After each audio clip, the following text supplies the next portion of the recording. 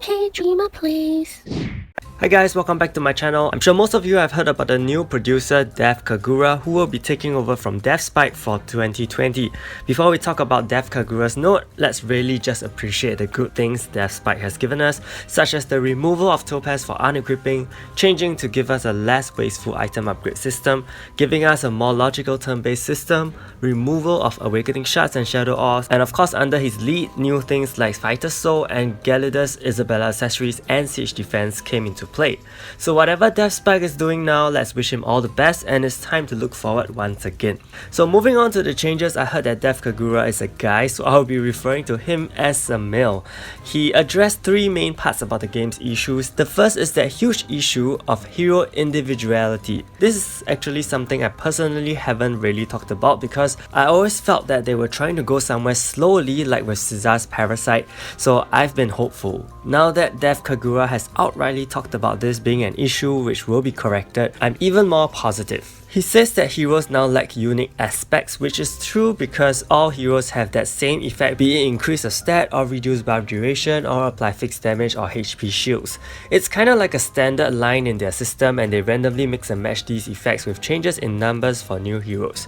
Dev Kagura also specifically talked about three solutions. For new heroes, they will start bringing back unique skill effects, which is a good thing, but of course I hope this doesn't just mean putting all the common effects under one unique name. I really miss the times when we had Carl's Chain Transfer, Yonhi's Insight, Rin's Crimson Robe, etc. etc.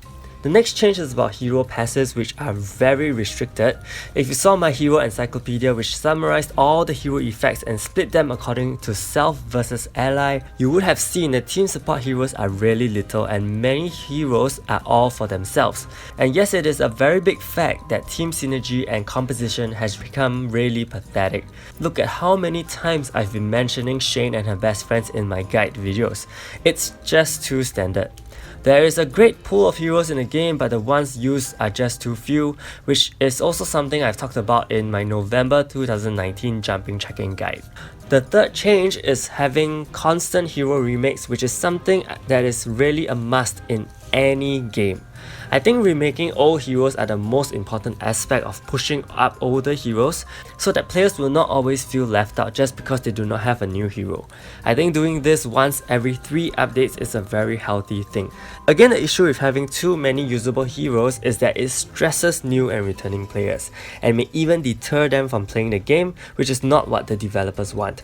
A game needs a considerable amount of new and returning players all the time to keep things going, so I feel that even if the heroes do get remade, even if more heroes are going to be used, there must be a balance, and the best balance is for the heroes to have lower equipment or build necessity. Take PvE teams for example. I do not mind rotating my frontline units to have a more efficient team, but if I need to have traits on all these casual heroes or fully decked weapons and armor, I think that will be a pretty big turnoff for players. The most important aspect of a game is for players to feel rewarded and feel like they have control. So if Dev Kagura opens up hero usability, then I hope balances can be made too for players to be able to really play around with their teams without too much worry. Maybe also reduce the trait change cost from 20 topaz to 10 or 5. That said, Dev Kagura also brought our attention to the game not giving veteran players back enough, and also talked about the highly controversial debate where the game got too easy and new players can catch up much faster. Personally, I never felt that was a big issue after the reboot, because with the new Mythical Awaken items introduced, it was really about a game of time. If you had more time and grinded more, you get more resources, and that drives the gap. Simple as that. What Dev Kagura talked about is a little similar but also different. He wants to create a reward system which benefits existing players who put in the effort, which I think is a far better goal than just making the whole game about who has more time to grind mindlessly.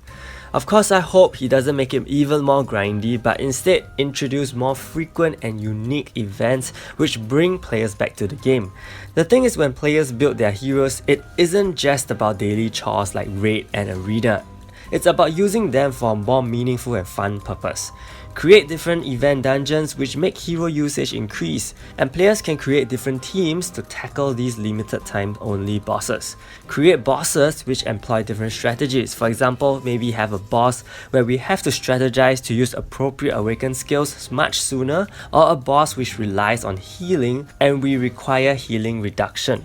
It can be specific stuff, but different heroes will definitely be used, and also make different difficulty levels to cater to different tier of players. These are just some of my thoughts, especially after playing other games. And yes, Dev Kagura also mentions Pet Awakening, which is long overdue. This is a mechanic which definitely will benefit older players who have been consistent in pet acquisition, but hopefully there are ways for newer players to get pets too in a more stable fashion. Korea server does have a pet chessboard, and I think that would be a great addition to our New World server. The last thing Dev Kagura talked about is about having more exciting updates to come.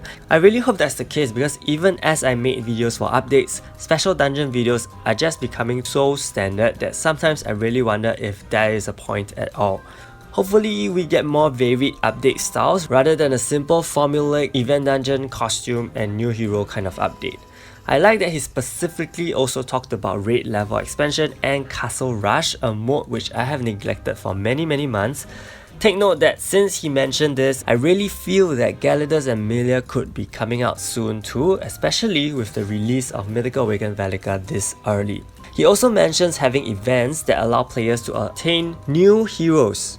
I think that's a fantastic move. I always felt that earning a special hero via a guaranteed method is a great thing no matter how long it took. Of course, I'll probably still be gachaing away for fast videos, but for a player who do not have that many resources, this is great news. The thing that really made me feel positive and also touched me is this line right here. As a developer, I will do what I can to resolve your disappointments, re-earn your trust, and create a fun and enjoyable 7 nights for all. Re-earn your trust. Wow, honestly, that gives me goosebumps, because for a developer to put those words out, it came across to me that he definitely felt that too much was changed and too much needs to be salvaged. He also admits that the developers have failed to listen to players all this while, and I really hope that this is more than just words of acknowledgement. Hopefully they do listen and show that they do reach out to the player base in time to come. I feel a lot better about where the game is headed, and hopefully so do you. So let me know what you feel after reading Dev Kagura's notes. I know many of you have left comments under my post, but if you have new ideas and thoughts, leave them in the comments. Give this video a like and subscribe to my channel. Stay tuned for more guides. Thank you so much and see you!